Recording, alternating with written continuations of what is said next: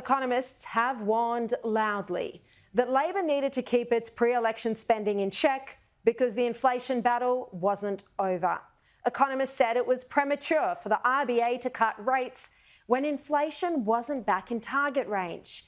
Yet both the Albanese government and the RBA effectively declared mission accomplished when they celebrated a rate cut last month. We warned at the time, and all the economists on the show said that this was reckless when inflation was still a problem, the cost of living crisis still hurting families. Well, exactly a month later, those warnings have come to pass. Today, the OECD said it expects inflation to be slightly higher in Australia and globally. It also has downgraded GDP growth projections for this year and next. And the Secretary-General, Matthias Cormann, said that inflation will remain higher for longer. Of course, he pointed to global uncertainty and Trump's tariffs, in part. But he also warned that fiscal and monetary policy should remain, in his words, prudent. Part of his message is that governments should be cautious with spending. You know, in the end, it's all a matter of what is fiscally affordable and fiscally sustainable as well. And part of our advice to countries around the world, including in Europe, is to keep an eye on debt sustainability and on the need to rebuild fiscal buffers and fiscal resilience. Now, economists have repeatedly warned that if Labor's record spending continued, inflation would rise again. This is the last thing we all need.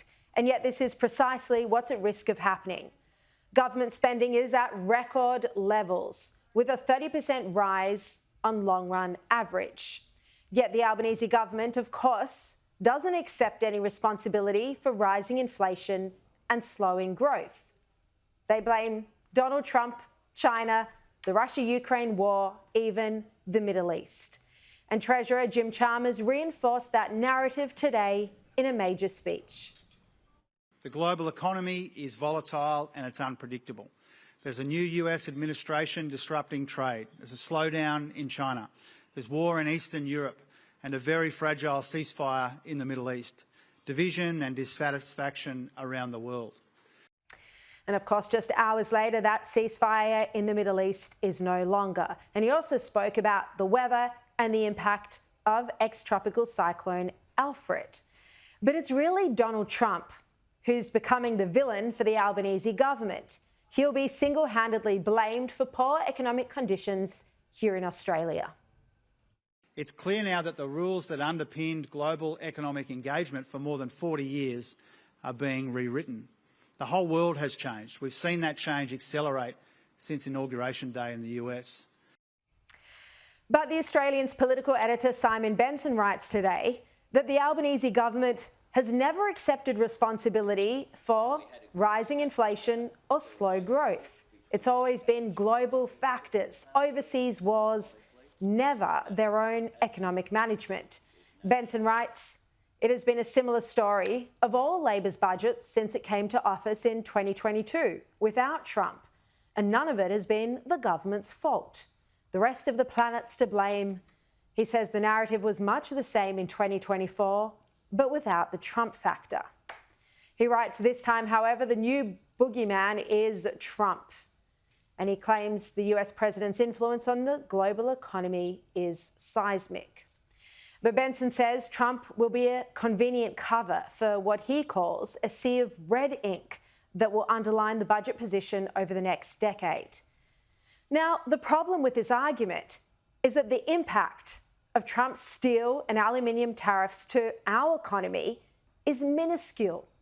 The Australian reports that Treasury estimates the direct hit to GDP from steel and aluminium tariffs would be less than 0.02% by 2030.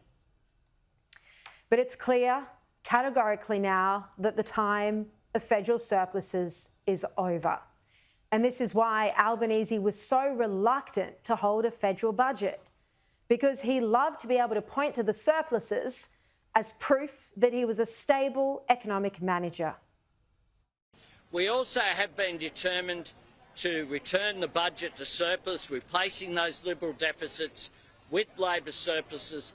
All of these measures aimed at alleviating cost of living pressures, whilst at the same time delivering 2 budget surpluses for the first time in 2 decades.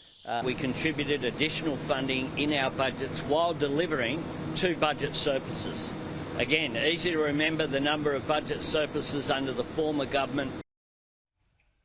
But now that he can't deliver a surplus, he's going to blame Donald Trump.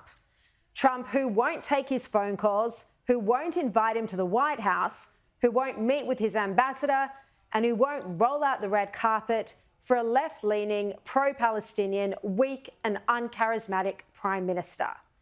Well, Albanese can blame Trump all he likes, but the revised inflation forecasts make it clear now that the 0.25% rate cut was premature. And the RBA board also has a lot to answer for.